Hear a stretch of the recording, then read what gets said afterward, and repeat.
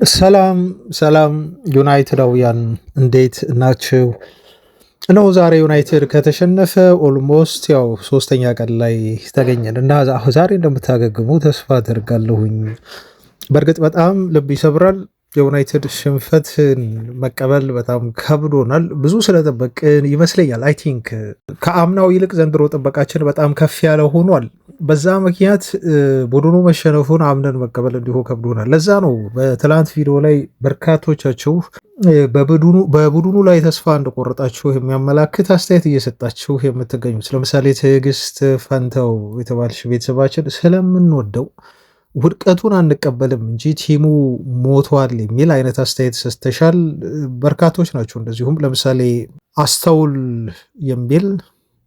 የሚል ቤተሰባችን በዚህ ስም ያለው ማለት ነው ዩቲዩብ ላይ በጣም ስሜት የሚሰብር ነበር ሽንፈቱ ትላንት፣ ያው ከትላንት በስቲያ ማለቱ ነው። ባደገ ክለብ በዚህ ደረጃ መሸነፋችን ብቻ ጽናቱን ይስጠን የሚል አስተያየት ሰጥተዋል።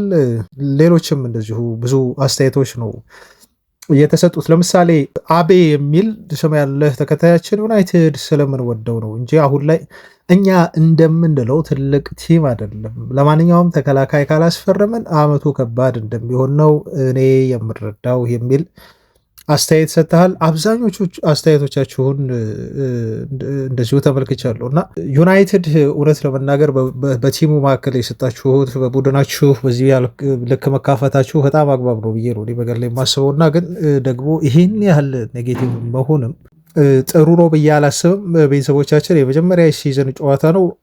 ይሄን የምንቀይርበት 37 እድሎች አሉ ሲዝኑን ተርን የምናደርግበት። ከዚህም በኋላ ኢቨን ተፎካካሪ በደንብ ለሊጉ የምንሆንበት እድል በእጃችን ነው የሚገኘው። አሁን ችግሩ እንዴት አድርገው ባለቤቶቹ የዝውውር መስኮቱን ይጠቀሙበታል፣ እንዴት አድርገው በቀሩት አንድ ሳምንት ውስጥ ቲሙን ለማሻሻል ጥረት ያደርጋሉ፣ ይሰራሉ። ተጫዋቾቻችን እስከልባቸው ያላቸውን ነገር ሜዳ ላይ ለመስጠት ምን ያህል ቁርጠኛ ናቸው በሚሉ ነገሮች ነው የሚወሰነው እንጂ ገና ጀመርን አንዳለን ከ38 ጨዋታ እንጂ አላበቃም። ገና ይሄ ሲዝኑ 37ኛ ሳምንት ጨዋታ አይደለም። ስለዚህ እኔ የምላችሁ ቤተሰቦች እናወራለን በችግራችን ላይ። አሁንም ፕሮግራማችንም የሚያተኩሩ በእነዚህ ጉዳዮች ላይ ነው። ግን ደግሞ በዚህ ያህል ደረጃ ደግሞ ተስፋ ባትቁረጡ።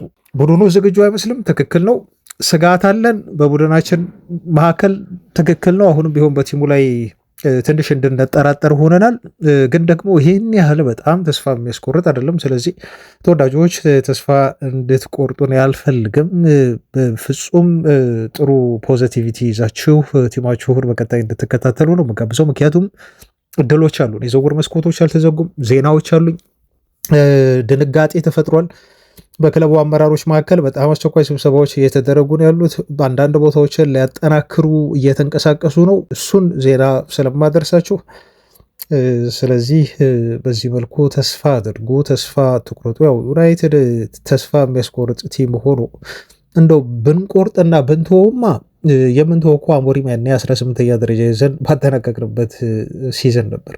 እንደዛኔው እኮ ማንቸስተር ዩናይትድ ተስፋ የሚያስቆርጥ ቲም እኮ የለም። ቤተሰቦች እንኳን አሁን ያለው ዩናይትድ ቀርቶ ማለት ነው። እና ምንም ተስፋ የሚያስቆርጥ ነገር የለም። ስለዚህ ህይወት ይቀጥላል፣ ዩናይትድም ቲሙን ያጠናክራል ብለን ተስፋ እናደርጋለን። ዜናዎችም አሉኝ። ስለዚህ እነኛን ዜናዎች የማደርሳችሁ ነው የሚሆነው። ዝውውርን በተመለከተ በጣም አሳሳቢ የሆነው ነገር ግን የአማድ ያለው መጎዳት ነው። በነገራችሁ ላይ ወደ ዝውውር መረጃዎች ከማለፌ በፊት እና ይህ ያልተጠበቀ ጉዳቱ እስከ 6 ሳምንት ከሜዳ ያርቀዋል ተብሏል። በጣም ያሳስባል ይህ ጉዳይ። ክለቡ እሱን ለመተካት አሁን ማርኬቱን ሁሉ እንደሚመለከትና ተጫዋች እንደሚያስፈርም እየተገለጸ ይገኛል። እነማን እየታዩ ነው ነግራችኋለሁ። ብሩኖ ፈርናንዴዝ የዩናይትድን አዲስ ኮንትራት አልቀበልም ብሎ ውድቅ እንዳደረገው ነው። ተጫዋቹ ትልቅ ብር ፈልጓል። ተሰሙታላችሁ። ስለ ቡድናችን በመጀመሪያው ክፍል ያው እናወራለን ብያችኋለሁ። እናንተ በሀሳብ አስተያየቶቻችሁን መስጠት ትችላላችሁ። ቡድናችን እንዴት መጠናከር አለበት፣ ምን መሆን አለበት፣ የተሰማችሁን ነገር ብቻ በተረጋጋ መንፈስ የትላንት ቪዲዮ ላይ እንዴት ሊሆን ይችላል አስተያየት የሰጠነው እኔንም ጨምሮ ማለት ነው። አሁን በተረጋጋ መንፈስ ግን ማውራት ይኖርብናል። ከዛ ውጭ ደግሞ የካርሎስ ባሌባ ዝውውር ዜና አለ። ቤተሰቦች ይህ ተጫዋች ኮንትራቱን ፈርሞ ትላንት በይፋ አጠናቋል። ልጁ አሁን ዛሬ ይፋ ይሆናል ተብሎ ይጠበቃል። በየትኛውም ሰዓት ይህን ዜና እየሰራንላችሁ ካርሎስ ባሌባ የማንቸስተር ዩናይትድ ዝውውሩ ኦፊሻል ሊሆን ይችላል ኤኒታይም። የባሌባ ዝውውር ተጠባቂው የዛሬ ክስተት ነው ይፋ የሚሆን የሚጠናቀቅ ክስተት ተብሎ ይታሰባል። ዩናይትድ ግን እዚህ ጋር ያበቃም። ቀደም እንደነገርኳችሁ 2 ተጨማሪ ተጫዋቾችን ያክላል። በተለይ ተከላካይ ቦታ ላይ ትኩረት የተሰጠው ይመስላል። በቂ አይደለም። ለምን በቂ አይደለም ግን እንዳልኩኝ ዩናይትድ ግራ ተከላካይ ቢያስፈርም ራሱ በቂ አይደለም። ይሄን ምክንያት እነግራችኋለሁ በኋላ። ግን እንቅስቃሴዎች አሉ። አጥቂ ሊመጣ ይችላል። ተከላካይ ግራ ቦታ ላይ በተለይ በደንብ ሊመጣ ይችላል። ያሉት አማራጮች ማን ናቸው? ባልዴን ጨምሮ እንደ ሉዊስ ሆልን የተመለከቱ ዜናዎች አሉ። ብቻ እንደተለመደው እናንተ ቪዲዮን ላይክ በማድረግ ሀሳብ አስተያየት የተሰማችሁን ነገር እንዲሁ ኮሜንት ላይ በመናገር ስለ ቡድናችሁ ያላችሁን ነገር እንድትገልጹ በአክብሮት አብራችሁን ቆዩ ብዬ እጋብዛለሁ። መልካም ቆይታ። የማንቸስተር ዩናይትድን ሲዘን ጀማሮ ጨዋታ በተመለከተ ያው ከውስጥ አይወጣለንም። ኦፍኮርስ አሁን እኔ የትላንት በስቲያ ዩናይትድ ሽንፈት በጣም እንደው ፊል እንዳደርግ ካደረጉኝ ምክንያቶች መካከል ትላንትም ገልጬዋለሁ። ቲሙ መሸነፉ አይደለም። መሸነፍ እንደው በእግር ኳስ ብርቅ አይደለም። እግር ኳስ እንደው ድቡልቡል ነች ኳሷም እና ወደ ተነዳችበት ነው የምትነዳው ኳሷ እና እድልም በጣም አስፈላጊ ነው ኳስ ላይ ታውቃላችሁ። ምክንያቱም 50-50 ነው። ወይ ታሸንፋላችሁ ወይ ትሸንፋላችሁ። ኤኒታይም የትኛውም ቡድን ይሸንፋል፣ የትኛውም ጠንካራ ቲም። ግን ደግሞ አሁን ዩናይትድን መሸነፉ ለእኛ ብርቅ ሆኖ ሳይሆን ምክንያቱም ከዚህ በፊትም እየተሸነፈ በተለይ ሰር አሌክስ ፈርጉሰን ዘመን ብዙ የልብ ስብራቶች ነበሩብን እና የለመድነውም ሁሉ ይመስለኛል። በጣም በተደጋጋሚ ዩናይትድ ከመሸነፉ የተነሳ በተለይ በትናንሽ ቲሞች ሲሆን እንደውም ትልልቅ ቲሞች ላይ የሚሻል ይመስለኛል ዩናይትድ እንደው በጣት የሚቆጠሩ ጥቂት ጨዋታዎች ካልሆኑ በስተቀር በሊቨርፑል በሰፊ ውጤት የተሸነፍንበት፣ ሲቲም በሆነ ጊዜ ተከታታይ ዩናይትድን ያሸነፈበት ወቅቶች ካልሆኑ በስተቀር ለትልቅ ቡድን ዩናይትድ እጅ አይሰጥም ምን ጊዜ ነው። ትናንሽ ቲሞችን በተመለከተ ግን ብዙ አንገት ያስደፋን ጨዋታ አለ እና ይሄ ሽንፈት ይሄ መደጋገም እንደው በጣም እየለመድ ነው መጣንና አዳፕት ያደረግ ነው። ነገር ግን የትላንት በስቲያውን ሽንፈት ለየት የሚያደርገው ምንድን ነው? ዩናይትድ በቂ የሆነ ጥረት ባለማድረጉ ነው። ምናልባት ኳስ ቁጥጥር ሊኖር ይችላል። ኳስ ቁጥጥር ቦል ፖዚሽን እኔ በእግር ኳስ ብዙ ቦታ አለው ብዬ በተለይ በዚህ በዘመናዊ እግር ኳስ አላስብም። ምክንያቱም አንድ ቲም 70% ኳስ ሊቆጣጠር ይችላል፣ ግን 30% ኳስ ያልተቆጣጠሩ ቡድን ደግሞ ሞር ክሊኒካል ሆኖ የሚያገኛቸውን የጎል ማግባት እድሎች ተጠቅሞ እሱም ከፈጠረ ነው ብላችሁ ተጠቅሞ እነኛን ጨዋታዎች በአንድ ኳስ ሊገል ይችላል። ዩሲ የመጨረሻው እግር ኳስ ውጤት 3 ነጥብ ማግኘት ነው ቤተሰቦች፣ ሌላ ነገር አይደለም እኮ ይሄ። ስለ ውብ እግር ኳስ የምናወራው ቲሙ ውጤት እያገኘ ከመጣ ውጤት ከጠገበ በኋላ ነው። አሁን ዘንድሮ አርሰናልን ተመልከቱ። አምና አርሰናል በፕሪሚየር ሊጉ እንደው አርሰናልን በምሳሌነት እያነሳው ሰወራ እዚህ ጋር ቅር እንዳይላችሁ ቤተሰቦቼ፣ ምክንያቱም አንዳንድ ሰዎች አሏችሁ አርሰናልን ለምን አነሳ ወይም ደግሞ ስለ ማይክል አርቴታ ለምን በሊጉ ውስጥ ካሉ አሰልጣኞች የተሻለ ሆኖ ብለህ ትላለህ መንጌ ምናምን ብላችሁ አስተያየት የምትሰጡ ወይም እንደዚህ ፊልም የምታደርጉ ሰዎች አያም ሶሪ ቤተሰቦቻችን፣ እዚህ ጋር ዩናይትድን መውደድ ዩናይትድን መደገፍ ይሄ የትኛውም የዚህ ቻናል ደጋፊ ከልቡ የማይደራደርበት ነገር ነው። ስለ ዩናይትድ ብለን የተሰባሰብነው ዩናይትድን ነው እኛ የምንደግፈው። ዩናይትድ ውጤታማ እንዲሆን እንፈልጋለን። በዚህ ሙድም ማውራት አንፈልግም። በጣም ፖዘቲቭ በሆነ መልኩ ማውራት እንፈልጋለን ሁል ጊዜም ቢሆን ማለት ነው። ዩናይትድን በጣም መውደድ ማለት ግን ሌላ ሰው የሚሰራውን ስራ ክሬዲት ማሳጣት አይደለም። እኔ በዚህ ያህል ደረጃ አላስብም ቤተሰቦች። እናንተ እንደ ደጋፊ ምንም ሊሰማችሁ ይችላል፣ ግን ደግሞ ምሳሌ አድርጌ መጥቀስ ካለብኝ ከአርሰናል እኛ ብዙ የምንወስዳቸው ምሳሌዎች አሉ። ይሄ አርሰናልን ማሞገስ በዩናይትድ ፊት ዩናይትድን ደግሞ ማንቋሸሽ አደርጋችሁ አትዩት። ይሄን ነገር ቤተሰቦች ለምን መሰላችሁ? ያው በሽሽቁ ይሄ ከጓደኞቻችሁ ጋር ያለው ነገር እሱ እንዳለ ሆኖ ነው። አሁን ዩናይትድ በመሸነፉ እኮ ብዙ በሽሽቆች እየመጡ ያሉት በሃሪ ማጉዌር እየተሰሩ ያሉት ከአርሰናል ደጋፊ ነው እና ስለ አርሰናል ማውራት ሊከብድ ይችላል እዚህ ቻናል ላይ እና ለእናንተ ለመዋጥ ሊያስቸግራቸው ይችላል። ግን ምን መሰላችሁ ከአርሰናል የማነሳው ጥሩ ነገር አንዱ ዲፌንሱን ነው። በኋላ አወራበት ይሆናል። ከነሱ መማር አለ። አንዳንድ ነገሮች ላይ ከአንዳንድ ቡድኖች ለምን የእኛ ጠላት አይሆንም፣ ለምን እኛን አያናድዱንም፣ ለምን ሜም አይሰሩብንም፣ ግን ይሄ ክለብ እዚህ ነገር ላይ ጥሩ እየሰራ ነው ብለን ማድነቅ ተሸናፊነት አይመስለኝም። ስለዚህ አሁን ከአርሰናል የምንማረው ነገር ምን መሰላችሁ? ይኸውላችሁ አርሰናል ወይ ኳስ መቆጣጠር ብዙ እንደማይጠቅም አውቆ ስለ ኳስ ቁጥጥር እያወራው ስለሆነ ነው። ያው የሂል ሲቲን ጨዋታ ዩናይትድ ኳስ ተቆጣጥሯል፣ ግን መጨረሻ ላይ አሸናፊ የሆነው ቡድን ሂል ሲቲ ነው። ከዛም በላይ ጎል ሊያስቆጥሩ ይችሉ ነበር እና ውጤቱን ስታዩትና ቦል ፖዚሽን ስታዩት አንድ አይደለም። ዩናይትድ አርሰናል አምና ታውቃላችሁ እንዴት እንዳሸነፈ። ቦል ፖሰስ ማድረግ ለአርሰናል በዛም ነበር፣ ምንም ማለት አይደለም። 50-50 ሊሆኑ ይችላሉ ወይ ብዙ ጊዜ ብዙ ኳስ ቁጥጥር የለውም አርሰናል። ግን የሚያገኙትን የጎል ማግባት እድሎች ክሊኒካሊ የቆሙ ኳሶችን በአግባቡ ይጠቀማሉ። በደርቲ ወይም ቢሆን በኮርናም በሉት በምንም በሉት ብቻ አርሰናል ዋንጫ ማግኘት ስለነበረበት አገኘ። ማይክል አርቴታ ይሄን አገኘ። ከአምናው ሲዝን በፊት በነበሩ ሲዝኖች በጣም ፍሉዲቲ ያለው ጥሩ እግር ኳስን ኮንትሮል አድርጎ መጫወት የሚችል ቲም ነው የሰራው አርቴታ። ስለዚህ እሱ ያ አየ፣ ተመለከተ፣ ሲያይ በዚህ ጋርዲዮላ በዚህ ክሎፕ አሉ፣ አይሆንም፣ ለተመልካች አዝናኝ ልትሆኑ ትችላላችሁ፣ ጎሎችን ታስቆጥራላችሁ እና ዋንጫ ግን ታገኛላችሁ ማለት ደግሞ አይደለም። ይሄ እነኛን 3 ሲዝኖች ከተመለከተ በኋላ ግን አይ ዘንድሮ ይሄን ልቀይር ብሎ አጫወቱን ቀየረ። አምና በተመለከታችሁት መልኩ ብቻ ኬትም ፍጪው እንደው ዱቄቱን አምጪው ነውና ብሂሉ ዋንጫውን አነሳ። ይሄ የ20 ምናምን ዓመት ክለቡ ይዞት እንዲያንቆት የነበረውን ጥላ ገፈፈው ማለት ነው። ዋንጫ በማንሳት ገፈፈ በየትኛውም መንገድ። አሁን ዘንድሮ ደግሞ ጥሩ እግር ኳስን እየተጫወቱ ጎል ከማግባት ጋር ነው ዋንጫ ለማምጣት ጥረት እያደረጉ የሚገኙት ማለት ነው። ምክንያቱም አንዴ እዛ ጋር ያለው ጥላ ይሄ ከብዷቸው የነበረው ነገር በቃ ቀሏል። ኦልሬዲ ዋንጫ አንስተውታል። ስለዚህ የሚያስጨንቃቸው ነገር አይደለም ዘንድሮ። ስለዚህ ደግሞ ከጥሩ እግር ኳስ ጋር ዋንጫ ማንሳት የሚባል ነገር አለ ማለት ነው። ለምንድን ነው ይህንን ያልኩት? እንደው ማይክል ካሪክ ልክ እንደ አምና ስንጫወት ዩናይትድ ፖዚሽን ላይ ብዙ ትኩረት አያደርግም ነበር። 40% በብዛት ኳስ ፖሰስ የሚያደርገው በአብዛኞቹ ጨዋታዎች በአቬሬጅ ነው የምላችሁ። ዩናይትድ አምና በማይክል ካሪክ ስር ሲጫወት ኳስ ፖሰስ ማድረግ ችግሩ አልነበርም። አይፈልግም፣ የሚፈልግ ቲምም አይደለም ኳስ ብዙ መያዝ። ግን ካውንተር አታክ ላይ በጣም ጥሩ ስለነበር ዩናይትድ ኳስ ብዙ ቢያዝበትም ብልጫው ይወሰድበትም፣ ግን የሚያገኛቸውን የጎል ማግባት እድሎች በአግባቡ ተጠቅሞ በካውንተር አታክ ይወጣና ጎል ያስቆጠርባቸዋል ማለት ነው። እና መጨረሻ ላይ ግን ዩናይትድ ውጤታማ ሆኖ ይወጣል ከጨዋታው በኋላ። ለዛ ነው በየጨዋታው ላይ 2.26 ምናምን አይ ቲንክ ከ2 ነጥብ በላይ በየጌሙ ካሪክ ሲሰበስብ የነበረው። ምክንያቱም ሂዶን ኬር አባውት ፖዚሽን፣ ስለ ፖዚሽን አይጨነቅም። በጣም መጥፎ ፖዚሽንም ሳይሆን 40% ያህል እና ከዛ በላይ ፖዚሽን ዩናይትድ ኳስ ይይዛል። ግን መጨረሻ ላይ ውጤት ይዞ የሚወጣው ደግሞ ዩናይትድ ነበር ማለት ነው። አሁን በዚህ ሲዝን ማይክል ካሪክ ይህን ነገር ለመቀየር ሙከራ አደረገ። ግን ይህን ነገር ለመቀየር ሙከራ ሲያደርግ በቂ የሆነ ስኳድ ይዞ አይደለም። አርሰናል ጋር በጣም የተሟሉ ተጫዋቾች አሉ።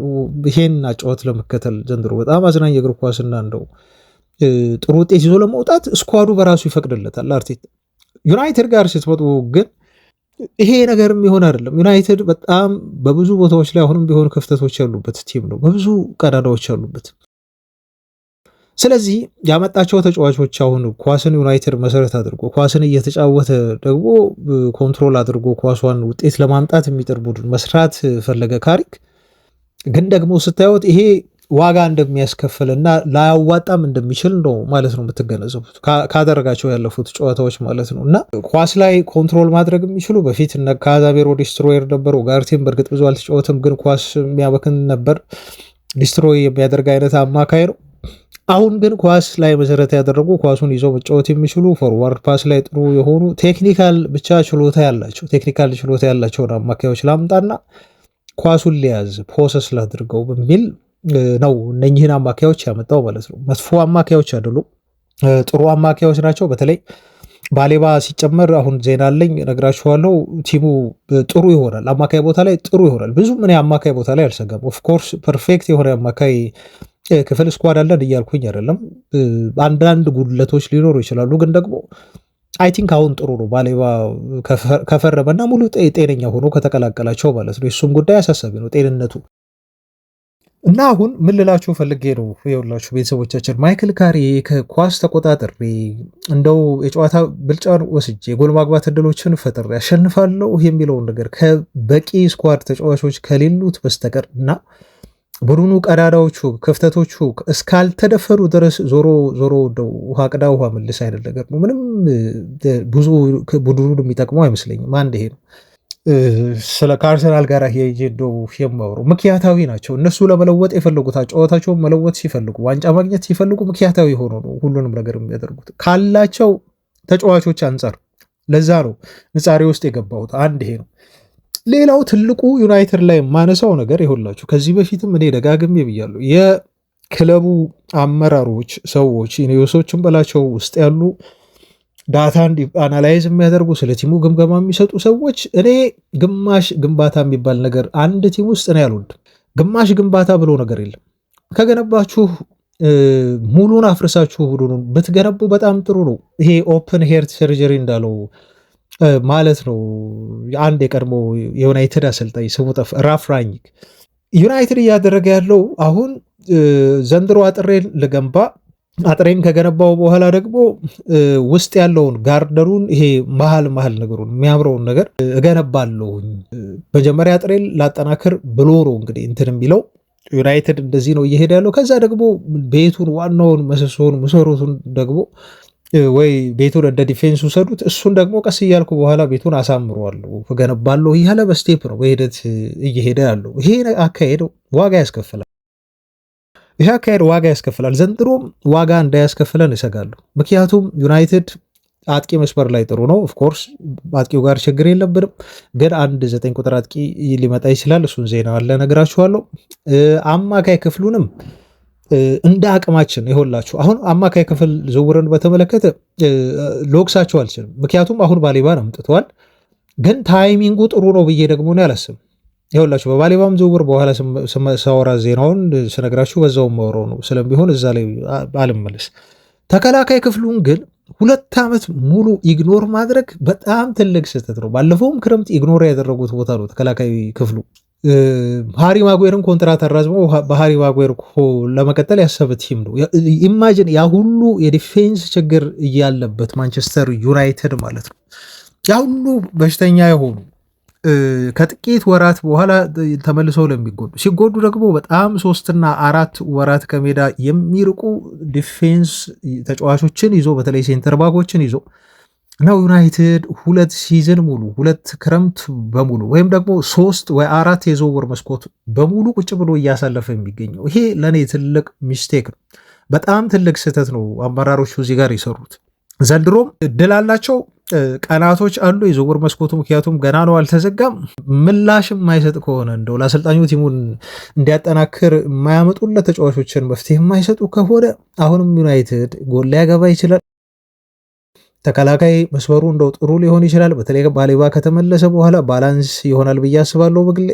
አማካይ ክፍሉ በደንብ ባላንስ ሊሆን ይችላል። ግን ደግሞ ዲፌንሱ አሁንም ስህተት አይሰራም ብላችሁ የምትተማመኑበት አይደለም። ዛት ኢዝ ዘ ቢግ ፕሮብለም ቤተሰቦች።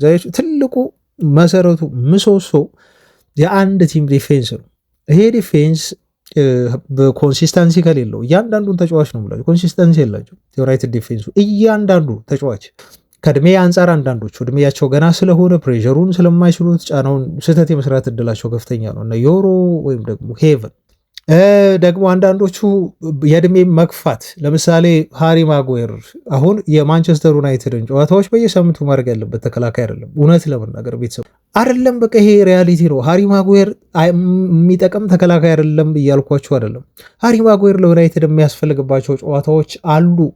እንደ ጎል ሁሉ ያስቆጥራል እኮ አንዳንድ ጊዜ ተጫዋቹ እኮ ቀኑ ከሆነ በጣም ቤስቶሮ እኮ ቲሙን ይዞላችሁ ይወጣል።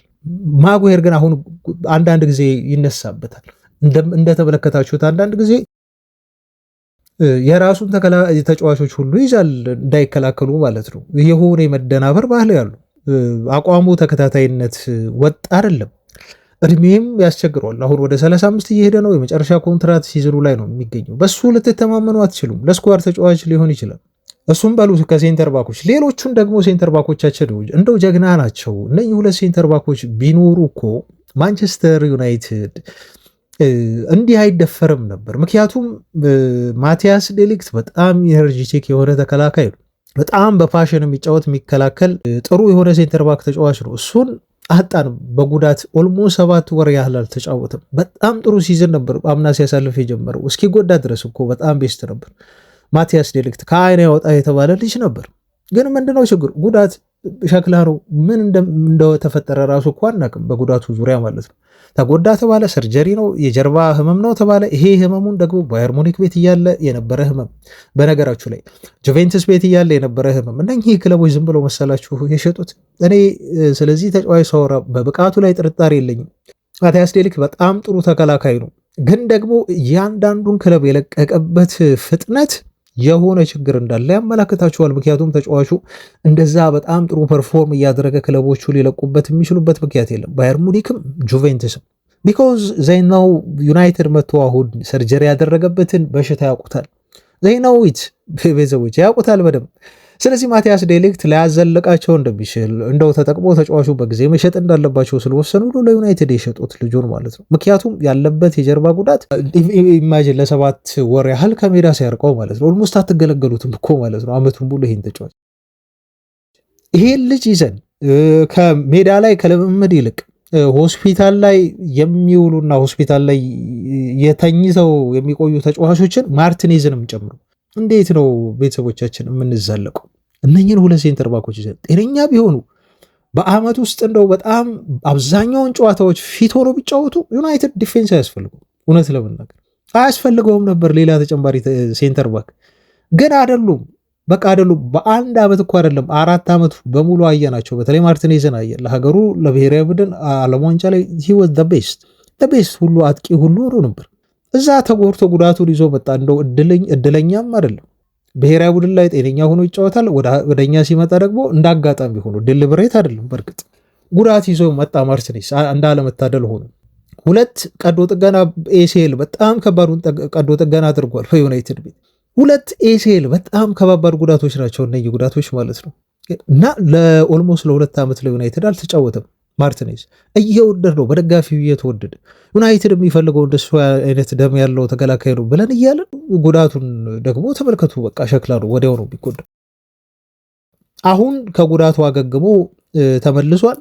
ይመለሳል ብለን ተስፋ ኦፍኮርስ እናደርጋለን። እሱም ማቲያስ ዴሊክትም አሁን ወደ ፊትነሳቸው የተመለሱ ነው። ግን እስከ መቼ ነው ዩናይትድ የሚጫወቱት? ተመልሰው አይጎዱም ወይ የሚለው ትልቅ ጥያቄ፣ የምንጠራጠረው ትልቅ ነገር ነው። በቃ መረጋጋት አንችልም። ተከላካይችንን በተመለከተ ዮሮና ሄቨር ልምድ የላቸውም፣ ገና ናቸው። በእነሱ ላይ በ19 ዓመት ገና እነሱ ላይ ትልቅ ኃላፊነት መጫን አግባብ አይደለም። በጣም ፕሪሚየር ሊግ ከባድ ነው ለነሱ የሚሆን አይደለም። እንትኑ የምታሰልፏቸው ተጫዋቾች አይደሉ በየጨዋታዎቹ።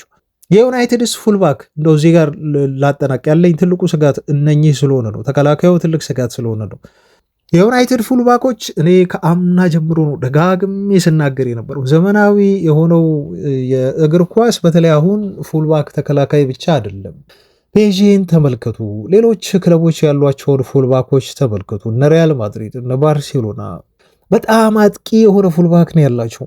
ተከላካይ ብቻ አይደለም፣ መከላከል ብቻ እኮ በቂ አይደለም ቤተሰቦች። እንደውም ተከላካይ ሆናችሁ መከላከሉንም በአግባቡ ከከወናችሁ ነው።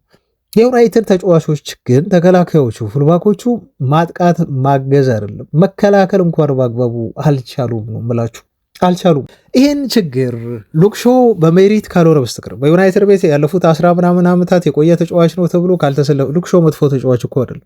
ሉክሾ እኮ በጣም ጥሩ ፉልባክ ነው፣ ጥሩ ተከላካይ እኮ ነው ተጫዋቹ። ደግሞ አሁን አቋሙ ይወርዳል፣ ኮንሲስተንሲ የለውም። አንዳንድ ጊዜ አንዳንድ ጨዋታ ላይ በጣም ቤስት ይሆናል፣ እርጋታው ኳስ እንደው የሚያቀለብልበት መንገድ ሴንተር ባክ መሆኑ መጫወት ስለሚችል ምናምን በቃ ሂዝ ፐርፌክት። ግን የቆመ ኳስ ደግሞ ሲወጣ መከላከል አይችልም በአግባቡ። አንዳንድ ጊዜ ቦታውን በጣም ለቆ ሄድና የዩናይትድ ተጫዋቾች ሌሎቹ ነፍስ ውጪ ነፍስ ግቢ የእሱን ቦታ ለመሸፈን ሲሯሯጡ ትመለከታላችሁ። እሱ የለም። በማጥቃቱ ረገድ ደግሞ ተጫዋቹ ብዙም አያግዝም፣ ብዙም የምናውቀው አይደለም። ኳስ ፕሮስ በማድረግ ወደ ፔናልቲ ቦክስ ውስጥ በመጣል ምናምን ነገር ሲያጠቃ እናየውም ልጁ አንዳንዴ አልፎ ነው የምናየው። ዘመናዊ እግር ኳስ ግን ዘመናዊ ተከላካዮች ግን ዘመናዊ ፉልባኮች ግን ተከላካዮች ብቻ አይደሉም አጥቂም ናቸው። ስለዚህ ቲሙ በሚያጠቃ ሰዓት መሳተፍ አለባቸው። ይህን እያደረጉልን አይደለም። በቀኝም ቦታ ሉክሾውን ትልቅ ምሳሌ አድርጌ ያስኩ እንጂ የዩናይትድ የቀኝ ፉልባኮችም በአዝራዊ ለብሔራዊ ቡድን አትሞስፌሩ ምናምን ተጫዋቾቹ በግል እንደው የብሔራዊ ቡድን ነገርም ስለሆነ አላውቅም ሂዝ ዘ ቤስት በቃ በሞሮኮ ብሔራዊ ቡድን ዘ ቤስት። ዌራስ ዩናይትድ ጋር ሲመጣ ወደ ዩናይትድ ማሊያ ሲዛወር ግን ተጫዋቹ የለም። ፕሪሚየር ሊጉም ሊሆን ይችላል ከብዶት ሊሆን ይችላል አላውቅም። ዲያጎ ዳሎ በጣም ጥሩ ፕሮፌሽናል ተጫዋች ነው፣ ግን በቂ አይደለም። እዚህ ጋር እንደው ለማጠናቀቅ ያህል ስለዚህ ጉዳይ ይበቃኛል፣ ግን እንደው ንጽጽር በጣም አስፈላጊ ነው የሚሆነው። ቅድም ወዳልኩት ንጽጽር ልግባ፣ በጥቂቱ ልግለጸውና ይሄን ጉዳይ እንዲሁ ይብቃኝና ከዚህ ልውጣ። ለምሳሌ በሊጉ በጣም ጥሩ ዲፌንስ አለው የተባለው አርሰናል ያለውን የስኳድ ጥልቀት ልንገራችሁ። ጥልቀት ብቻ የተጫዋች ቁጥር መብዛት አይደለም፣ እዚህ ጋር አስምሩበት። ዩናይትድም እሱማ የተጫዋች ቁጥር አለው፣ ግን ደግሞ ከኳሊቲ ጋር ሲሆን ከጤንነት ጋር ሲሆን ምን ያህል ቲምን ሊያጠናክር እንደሚችል የዲፌንስ ጉዳይ ለመናገር ያህል ነው። ጆዜ ሞሪኒዮ እኮ ጨርሶታል። ዲፌንስህ ነው አንተን ሻምፒዮን እንድትሆን ሊያደርግህ የሚችለው። ምናልባት ማጥቃት ጨዋታዎችን እንድታሸንፍ ሊያደርግ ይችላል፣ ጎል ማለት ነው። ዲፌንስ ግን ዋንጫ እንድትበላ ያደርግሃል ብሎ ተናግሮ ነበር በሆነ ወቅት። ለምሳሌ አርሰናል ዲፌንስ ስናይ እንደው አሁን ተጎድቷል በእርግጥ ግን እንጂ ሳሊባ አለ፣ ጥሩ ሴንተር ባክ ነው፣ በጣም ጥሩ። ሜስኩዌራ አለ፣ ይህም ተጫዋች ራይስ ባክ መሆን ይችላል። ደግሞ የአርሰናል ብዛት ተከላካዮች በሁለት ቦታ ቨርሲቲሊቲ ያላቸው ናቸው በብዛት። መስኩዌራ አለ፣ ቤን ዋይት አለ፣ ራይት ባክም ሴንተር ባክም መሆን ይችላል። ሄንካፒ አለ፣ ሴንተር ባክም ሌፍት ባክም መሆን ይችላል። ማጋሌስ አለ፣ እሱ ሴንተር ባክ ነው። ጁሊያን ቲምበር በእርግጥ በጉዳት ትንሽ እየተንገጫገጫ ያለ ግን በጣም ጥሩ ተከላካይ ነው። ራይት ባክ መሆን ይችላል፣ ሴንተር ባክ መሆን ይችላል። አሁን ያስፈረሙት ደግሞ ኮንሳ አለ፣ ሴንተር ባክ ነው እሱም። በጣም ካስፈለገ ደግሞ ኮንሳም ወደ ቀኝ ወጥቶ መጫወት ይችላል። በነገራችሁ ላይ አርሰናል ስጋት ስለገባው ነው በማጋሌስ አይሚን ማነው ስሙ በጁሊያን ቲምበር ጤንነት ጉዳይ ስጋት ስላለባቸው ነው ኮንሳን ያመጡት እኮ። ምክንያቱም ቲምበር እያገለገላቸው አይደለም በደንብ። ሲመጣ ግን በጣም ጥሩ ተከላካይ ነው፣ ግን ደግሞ ይጎዳል። ልክ እዚህ ዩናይትድ ቤት ውስጥ እንዳለው ማርሴሌዝ ማለት ነው። ስለዚህ ኮንሳን አመጡ። ያ ሁሉ ገንዘብ አውጥተው 52 ሚሊዮን ፓውንድ አካባቢ አውጥተው ነው ኮንሳን ያስፈረሙት የቲምበርን ቦታ እንዲሸፍን ተብሎ። ሳሊባም እንደዚሁ ጉዳት ላይ ስለሆነ እሱን ቦታም እንዲሁ ይሸፍናልናል ብለው ያመጡት ተከላካይ ነው። ከነኚህ ውጪ ኢቨን ካላፊዮሪ ያላቸው፣ ማይልስ ሉዊስ ስኬሊ ያላቸው። ይሄ አሁን የነገርኳቸው የአርሰናል ዲፌንስ ነው ቤተሰቦች። የአርሰናል ዲፌንስ በጣም አስገራሚ የሆኑ 10 ተከላካዮች ነው ያሏቸው ከጥሩ ብቃት ጋር።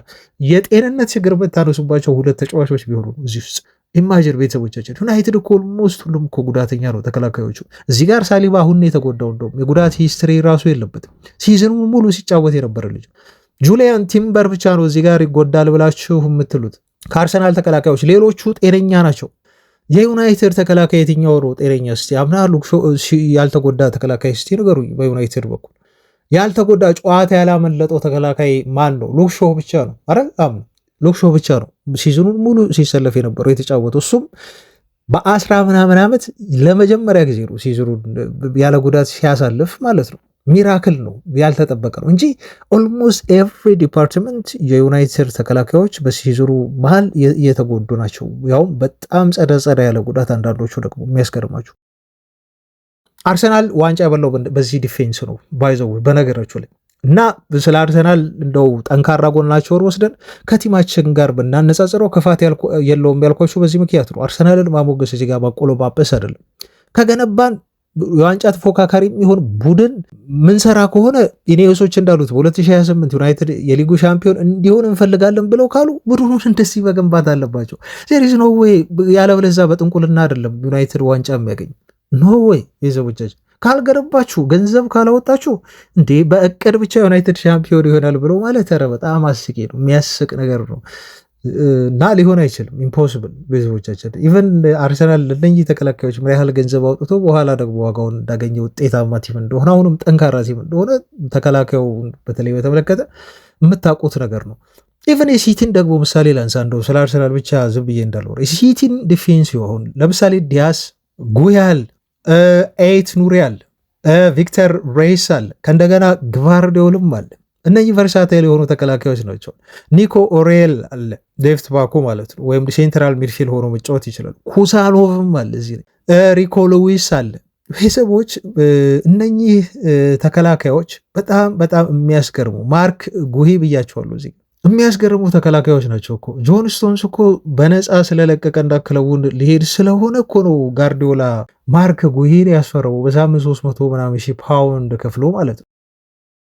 ከዛስ ማርክ ጉሂ ባለፈው ተመልክታቸዋል። ሲቲዎች እየተበሩ ትላንት ቡድኑ በተጨነቀበት ሰዓት እንደው ያቻነቱን ጎል በሚፈልግ ሰዓት በቃ አጥቂ ሆኖ ሄዶ ነው ኳስ ገጭቶ ያስቆጠረላቸው። አንዳንድ ተከላካዮች የራሳችሁ ተጫዋቾች እንዳይከላከሉ ይይዛሉ። አንዳንድ ተከላካዮች ደግሞ ሄደው ሁሉ ቲሞቻ እንዲሆን ሄደው ጎል ያስቆጥሩላቸዋል ማለት ነው። በጣም ጥሩ የሆነ ዲፌንስ ነው። ሴንተር ባክ ነው ይሄ። እነኚህ ጠንካራ የሆኑ ተከላካዮች ኢቨን ከአርሰናል በጣም የተሻሉ የተከላካይ ስኳድ ያለው ቲም ነው። የሲቲም ደግሞ ስኳድን እዩት፣ ጥሩ ምሳሌ የሚሆን ነው። አንድ ቲም ሲቲ ዝም ብሎ አይደለም እኮ ጠንካራ ሆኖ በየሲዝኑ የዋንጫ ተፎካካሪ የሆኑ በዚህ ምክንያት ነው። ጥራት ስላለው ነው። ቲሙ ጥራትም ጤንነትም ያለው ቲም ስለሆነ ነው። በጣም ሄልዚ የሆነ ቲም ነው ያላቸው። ስኳዱ ሄልዚ ነው ብዬ ማለት ይችላሉ። እዚህ አያችሁ። ስለዚህ ዩናይትድ አሁንም ቢሆን ዲፌንሱን ካላጠናከረ አሁን ሻምፒዮንስ ሊግ አንገባም እንደው ስጋት አለኝ በዩናይትድ በጣም ጨለምተኛ ነኝ ብላ ብላ ልላችሁ አይደለም። እንደዚህ አይነት ነገር ለመናገር ወይም እንደዚህ አይነት ሀሳብ እናንተ ውስጥ ለማስረጽ አይደለም። ዩናይትድ ጥሩ ቲም ነው። ጥሩ ስኳድ አለው። ጥሩ ስኳድ አለው ሲል ኢንጀነራል ማለት ነው። ጥሩ ታለንት ያላቸው ልጆች አሉን። ግን ደግሞ አንደኛ ሞቲቬሽን ያስፈልጋል፣ ተነሳሽነት ያስፈልጋል። እንደ ቲም መስራት ዩናይትድ አለበት። እንደ ቲም ከተሰራ አይ ቲንክ ከተጫዋች ኳሊቲ ይልቅ የቲም ጥምረትና የቲም እንቅስቃሴ ባለ አንድ ቡድን ስኬት በጣም አስፈላጊ ነው ብዬ አስባለሁ።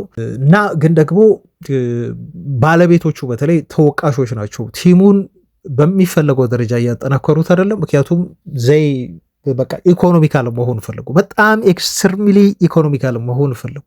ገንዘብ ማውጣት አልፈለጉም ብዬ ማለት አልችልም። ምክንያቱም ገንዘብ እያወጡ ነው፣ ያወጣሉ። ግን ደግሞ በአንድ ድንጋይ ሁለት ወፍ አይነት እንምታ።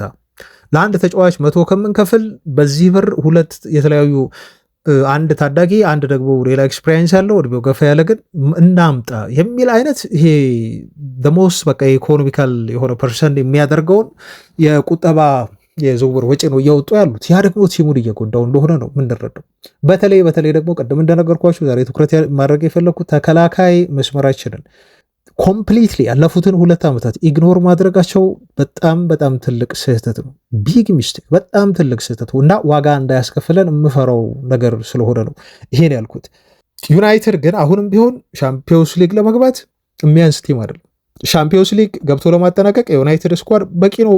ምክንያቱም ተጫዋች ስለሚጨምሩ ከዚህም በኋላ 1 ወይ 2 ተጫዋች ስለሚመጣ ቻምፒዮንስ ሊግ ገብተን ግን የምናጠናቀቅ ይመስለኛል። 5ኛም በሉት ወይስ 4ኛም ሆነን አጠናቀቀን ብቻ ቻምፒዮንስ ሊግ የምንገባ ይመስለኛል፣ ግምቴ ነው። ልክ አምና ሲዝኑ እንዳለቀ ግን ብትጠይቁኝ ዩናይትድ ለዋንጫ የሚጫወት ቲም ነው ብዬ ነበር ምነግራችሁ፣ ከራከራችሁ ነበር። እምነታችንንም የባለፈውን ሽንፈትም እንዲሁ እንዳንቀበላ ያደረገን አንድ ምክንያት ያ ይመስለኛል። ምክንያቱም ከአምና የማይክል ካሪክ እንቅስቃሴዎች አንጻር ዩናይትድ ዘንድሮ ብዙ ነገር ያደርጋል ብለን ጠበቅን።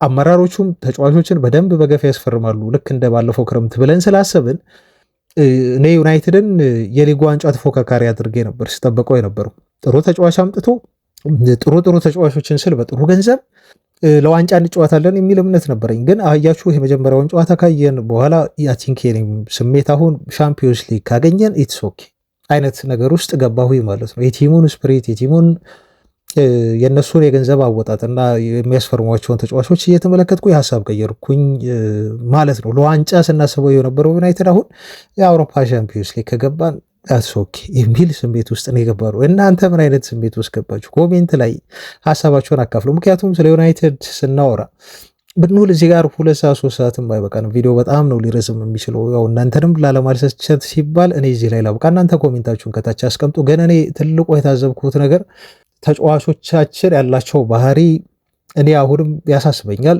ምክንያቱም አንድ አሰልጣኝ ይሄ የሆነ ጫጉላ ጊዜ ነው ሁሉም ይመስለኝ ጊዜያዊ አሰልጣኝነት ስራ ሲሰጠው ተጫዋቾቻችን ይነሳሳሉ። አሞሪምን የሚጠሉት ተጫዋቾች ስለነበሩ እንዲወጣ በወቅቱ ከፍተኛ ጫና ስለነበር የእሱ መውጣት ቲሙን አነቃቃ። ካሪክ መጣ፣ የሆነ ተነሳሽነት ተፈጠረ።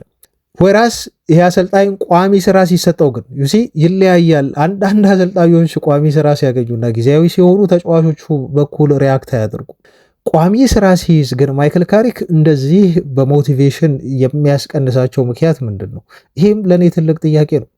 አሰልጣኙ ጥሩ ፐርፎርም አደረገ፣ ጥሩ ሰራ ተብሎ እየተመሰገነ እያለ ተጫዋቾቻችን ይበልጥ ሞቲቬሽን ጨምረው ይመጣሉ ብለን ስንል የቋሚነት አሰልጣኝነት ስራው ሲሰጠው ደግሞ ይኸውላችሁ ጥረት መቆም ይመጣል ማለት ነው። ችም ትልቅ የሆነች ስጋት ስላለች ነው መናገር ስላለብኝ ብቻ ኤድዌይስ ጥያቄ ስለፈጠረብኝ ለማለት ነው። ለማንኛውም ቤተሰቦቻችን ስለ ቡድናችን ሁኔታ ወቅታዊ ሁኔታ ይሄን ተመልክቻለሁ። እናንተም ሀሳባችሁን አካፍሉ። ወደ ዝውውር ዜናዎች እንደለፍ ብዙ ዜናዎች ስላሉ አሁንም አብራችሁን ቆዩ።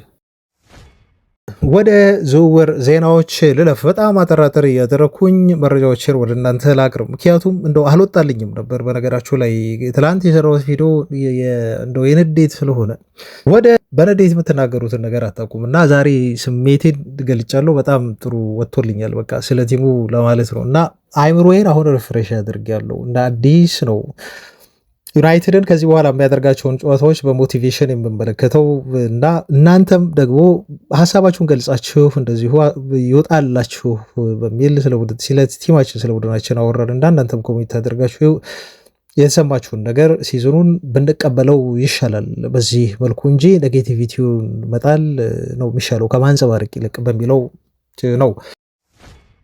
ወደ ቀጣይ ዜና ሳልፍ ቤተሰቦች የአማድ ዲያሎ ያልተጠበቀ ጉዳት በጣም አሳሳቢ ነው። አማድ ዲያሎ ተጎድቶ አሁን ከ6 ሳምንት ድረስ ይቆያል መባሉ እኔ ያልጠበቅኩት ዜና ነው። ሌላ ትልቅ ዱብዳ ማለት ነው። የቲማችን መዋቅር የተበላሸው ባለፈው በአማድ አለመኖር ነው እና ምስቅልቅሉን ነው ለካሪክ አሰላለፉን ምስቅልቅል በሙሉ አወጣበት ፊት መስመር ላይ እና አንዱ እንዳይቀመጥ አንዱን ለማስደሰት ሲል ማቲያስ ኩኛን ሲያሰልፍ አንድ ቦታ በእርግጥ ማቲያስ ኩኛና ብሪያን ምቦሞ ተቀያያሪ ናቸው፣ ይቀያየራሉ።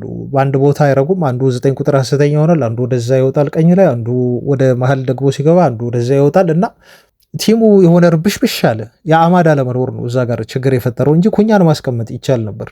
እንደዛ ቢያደርግ አሪፍ ነበር። ወይ ሌሲን አሰልፎ እዛ ቦታ ላይ ማቲያስ ኩኛን ቢያስቀምጠውና 9 ቁጥር ስትራይከር አድርጎ ብሪያን ምቦሞ ቢጠቀመው ጥሩ ነበር ብዬ አስባለሁ። ኤኒዌይስ ግን አሁን የአማድ ጉዳት እስከ 6 ሳምንት ያቆየዋል ከሜዳ እንዲርቅ መባሉ ደስ አላለኝም። ምክንያቱም ይሄ ልጅ በጣም ወሳኝ ልጃችን ነው፣ ግን ደግሞ አሁን አናገኘውም ማለት ነው ተጫዋቹን ለቀጣዮቹ 1 ወር ከ15 ቀን ያህል። ምንድን ነው ጉዳቱ?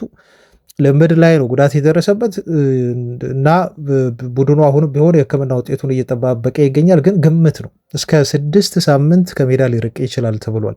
ማክሲመም እንዲሆን ይሄ ነው የምንፈልገው፣ ከዚህ በላይ እንዲሆን አንፈልግም እና የአማድ ጉዳት ግን ዩናይትድን ግዴታ ስትራይከር እንዲያስፈርም ሊያደርገው ይችላል። ስትራይከር ብቻ ሳይሆን በቀኝ ክንፍ ቦታ ላይ መጫወት የሚችል ሌላ ተጫዋች እንዲጨምር ገበያውን ማርኬቱን እንዲያይ ዩናይትድ ያደርገዋል ተብሎ ተወርቷል። ስሙ እየተነሳ ያለበት ሁኔታ ነው ያለው ዩናይትድ ከአጥቂ ዝውውር ጋር። በተለይ አማድ ጉዳትን ተከትሎ በርካታ ተጫዋቾች ስማቸው ከዩናይትድ ጋር እየተያዘ ይገኛል። ለምሳሌ አንዱ ኢስማኤል አሳር ነው። ኢስማኤል አሳር ወደ ጋላታሳራይ እንዲያመራ በግል ተስማምቶ በነገራቸው ላይ ጨርሷል። ቲምቶክ እንዳለው ከሆነ የተጫዋች ወደ ቱርክ ለመሄድ በግል ተስማምቶ ጨርሶ ነው ተቀምጦ የሚገኘው። ግን ደግሞ ዩናይትድ እዚህ ጋር መጣ ገባ ዩናይትድ እንደሚፈልገው ተጫዋቹ ያውቃል። ዩናይትድ ከዚህ በፊትም ኢንኳየር አድርገዋል። ልጁ የልጅነት የዩናይትድ ደጋፊ ነው። በነገራችሁ ላይ ይህን በተደጋጋሚ ነው ያወራው እና ዩናይትድ እሱን ሊያስፈርመው የሚመጣ ከሆነ ልቡን ከፍቶ ነው የሚቀበለው ኢስማኤል አሳር። ግን ችግሩ ወደ ቱርክ ደግሞ የሚሄድ ከሆነ ከዩናይትድ በላይ ደሞዝ ሊያገኝ ይችላል። እቺ ደሞዝ ገንዘብ ጉዳይ ካላሳሳተችው በስተቀር ኢስማኤል አሳር ዩናይትድን ሊመርጥ ይችላል። ዩናይትዶች ፍላጎታቸው ሪያል ከሆነ ነው ብላችሁ ወሬዎች አሉ። በድንገት ምናልባት የሚፈጸሙ ነገሮች አሉ። ድንገት የሆነ ነገር ሰርፕራይዝ የሆነ ነገር መፈጸም ስላስለመዱን ምናልባት ይሄን ልጅ በድንገት ሊያመጡት ይችላሉ። ስትራይከር አሁን ዩናይትድ ለማምጣት ማርኬቱን በደንብ እንደሚመለከት ስለተነገረ ቀድሞውንም ይፈልግ ነበር 9 ቁጥር ወይም ደግሞ የክንፍ አጥቂ ተጫዋች ቀኝ ቦታ ማለት ነው። አማድ ሲጎዳ ደግሞ ይበልጥ ቦታው አንገብጋቢ ያደረገው ልክ እንደ ሌፍት ባክ ሁሉ ተጫዋች ሊያስፈርም ዩናይትድ ይችላል ተባለ እና የፓላስ የዝውውር ሂሳብ ጥያቄ ግን የሚቀመስ አይደለም። 50 ሚሊዮን ፓውንድ በትንሹ ነው ያሉት። ከዚህ በላይ ይዛችሁ ኑ ኢስማኤል አሳርን የምትፈልጉ ሲሉ ተናገሩና ይህ ሴኔጋላዊ አጥቂ መስመር ተጫዋች በዓለም ዋንጫ ላይ በጣም ጥሩ ጊዜ ማሳለፉን ታስታውሳላችሁ። ግን አሁን ጉዳት አለበት እና የፓላስን ጨዋታ አላደረግም። የመክፈቻ ጨዋታቸውን 2-0 ሲሸነፉ በኤቨርተን በጉዳት ምክንያት መሰለፍ አልቻለም። የ28 ዓመቱ የአጥቂ መስመር ተጫዋች ግን በማንቸስተር ዩናይትድ ይፈለጋል። በተለይ ከአማር ጉዳት በኋላ ነው የተባለው። ሌላኛው ዩናይትድ የሚፈልገው ተጫዋች እዛው ፓላስ ውስጥ የሚጫወተው የ9 ቁጥር ቦታ ተጫዋች ፊሊፕ ማቴታ ነው። ማቴታም እንደዚሁ ከክለቡ ጋር ከክሪስታል ፓላስ ጋር አለመግባባት ውስጥ ገብተዋል። ምክንያቱም ኮንትራቱ የ1 ዓመት ቀሪ ኮንትራት ነው ያለኝ እሱ ይላል። ፓላሶች ደግሞ አይ ሲደመር 1 ጨምረን ኦፕሽንም አካተናል፣ ስለዚህ ግዴታ ነው ለ2 ዓመት በክለባችን ትቆያለህ በሚል ነገሩት። ተጫዋቹ ጉዳዩን ይዞ ወደ ፊፋ ነው ክስ ያቀረበው። ፊፋ ጉዳዩን ተመለከተ። ኮንትራቱን በደንብ ካጠና በኋላ ግን ማቴታ ግዴታ ነው በክለቡ ለተጨማሪ 1 ዓመት መቆየት ይኖርብሃል ብለው አሉት። ምክንያቱም የማቴታ ሀሳብ እችን ሲዝን ተጫውተው ተጫዋቹ ፍሪ ኤጀንት ሆኖ ክለቡን መልቀቅ ነበር በነፃ ማለት ነው። ግን ደግሞ ኮንትራቱ ላይ የ1 ዓመት ማራዘም አማራጭ ስላላቸው ተጫዋቹ ልብ ብሎ አላየው ወይ ሲፈርም ኮንትራቱ ላይ ከወኪሉ ጋር በደንብ አላጠናው ይሆን አልታወቅም። ግን በዚህ ምክንያት አለመግባባት ውስጥ ሆኖ ክስ አቅርቦ አሁን ግን እሱ ላይ ተፈርዶበት በፓላስ ግዴታ እንዲቆይ ይሆናል ተብሎ ተገልጿል። እና የማቴታ ጉዳይ አይ ቲንክ ይበልጥ ውስብስብና አስቸጋሪ የሆነ ይመስለኛል። ዩናይትድ 9 ቁጥር ቦታ ላይ አጥቂ ለማስፈረም ከሚፈልጋቸው 9 ቁጥር ቦታ ላይ ተጫዋቾች መካከል አንዱ ማቴታ እና ኢቫን ቶኔ መሆናቸው ይታወቃል። ማቴታ ግን ከክለቡ ጋር ውስብስብ የሆነ ነገር ውስጥ እንደገባ ነው ከዚህ ዜና መረዳት የምንችለው። ሌላው የዩናይትድ የአጥቂን ዝውውር በተመለከተ ስናነሳ እንደው እዚህ ጋር ማንሳት ያለብን የጆሹዋ ዘርክዚን ጉዳይ ነው። ዩናይትዶች ተጫዋቹ በአስቶን ቪላ በጥብቅ ቢፈልግም ቪላዎች ይህን ተጫዋች ከዩናይትድ ለማስፈረም ቅድሚያ ሰጥተው በኦሊ ዋትኪንስ ክለቡን መልቀቅ መቃረብን ምክንያት አድርገው ሊተኩት ቢያስቡም ግን ዩናይትዶች ለጊዜውም ቢሆን የዚህን ተጫዋች መልቀቅ ግሪን ላይት አልሰጡም ተብሏል። በጣም የሚያስገርም ነው። ዘርክዚ ዩናይትድን እየጠቀመ አይደለም፣ ግን ክለቡ ደግሞ ሊለቀው ፈቃደኛ አልሆንም እና አልሆንም ሲል ኢኔሴንስ ዩናይትድ አሁን በቃ መሄድ ትችላለህ ሂድ ብለው ዩናይትድ ፈቃድ አልሰጡትም እንጂ በውስጥ መልቀቅ እንደሚችል ነግረውታል። ምንድን ነው ይሄ የሚያመላክታችሁ? ዩናይትድ ተተኪውን አላዘጋጀም ማለት ነው እና ተተኪውን እስካላገኘን እሱን ሲወጣ እንደው ማንን እናስፈርማለን ማንስ ይመጣል የሚለው ነገር አሳስቧቸዋል፣ ጨንቋቸዋል። ተተኪውን ሳናመቻች ሳንስማማ በዚህ ማርኬት እሱን ለቀን እንዴት በኋላ ደግሞ ችግር ውስጥ እንዳንገባ የሚል ስጋት ያላቸው ይመስላል ማለት ነው ዩናይትድ አመራሮች። ስለዚህ ግሪን ላይቱን አልሰጡትም ተጫዋቹ ክለቡን እንዲለቅ ተብሎ ተገልጿል። የዚህ ተጫዋች መልቀቅ ወይም ደግሞ ክለቡ መቆየት ግን ዩናይትድ አንድ አጥቂ ያለው ባህሪ ከማምጣት አያግዳቸው። ምክንያቱም የአማድ ዲያሎ ጉዳት ሌላ በዩናይትድ ቤት ውስጥ ክፍተት እንዲሁ እና ስጋት ስለፈጠረ ተብሎ ተገልጿል። ጉዳቱ ራሱ በአይነቱ የሚያገረሽ ነው ወይስ ቶሎ አገግሞ እንዲመለስ የሚያደርገው ነው የሚለው የሚያውቀው ክለቡ ነው። በዛ ምክንያት ነው ወደ ማርኬቱ ሊወጡ የሚችሉት ማለት ነው። በቀኝ ክንፍ አጥቂና ካስፈለገም 9 ቁጥር አጥቂ ቦታ ላይ ተጫዋች ለማስፈረም ግዴታ ውስጥ ሳይከታቸው አይቀርም። የብሩኖ ፈርናንዴዝ ኮንትራት በዩናይትድ ቤት ውድቅ ማድረግ አሁንም ቀጥሏል እና በጣም ያልተጠበቀ ባይሆንም ግን ብሩኖ ፈርናንዴዝ ከክለቡ የቀረበለትን አዲስ ኮንትራት ጥያቄ ውድቅ አድርጎ ተጫዋቹ ዩናይትድን ለመልቀቅ ዝግጁ እንደሆነ ክለቡ በሱ ቆይታ ዙሪያ እርግጠኛ እንዳይሆን አድርጎታል እና ብሩኖ አይ ቲንክ ከማንቸስተር ዩናይትድ ለመልቀቅ እያሰበ ያለ ተጫዋች ይመስለኛል። ምክንያቱም ዜናዎቹ በሙሉ ጥሩ ነገር የላቸውም። እሱ የሚፈልገው ገንዘብ የዩናይትድን የደሞዝ ጣራ በጥሶ ነው የሚሄደው እና ተጫዋቹ በሳምንት 300,000 ፓውንድ ያገኛል በዩናይትድ ቤት። ሲደመር ደግሞ ቦነስን ጨምረው ዩናይትዶች ሰጥተውታል። ይሄ ቦነስ ወደ 500,000 ዩሮ ነው የሚጠጋው። እነሱም ብዙ አልሰጡትም። እንግዲህ ቦነስ ብላችሁ ቢያንስ 1 ሚሊዮን ፓውንድ እንኳን ካልሆነ በአመት ብሩኖ ሊቀበለው ነው የሚቸገረው። 300,000 በእርግጥ በጣም ብዙ ነው። እውነት ለመናገር 300,000 ፓውንድ ደሞዝ ትንሽ ሆኖ አይደለም። አብዛኞቹ የፕሪሚየር ሊግ ተጫዋቾች ይሄን ያህል ደሞዝ አያገኙም፣ በጣም ጥቂት ናቸው።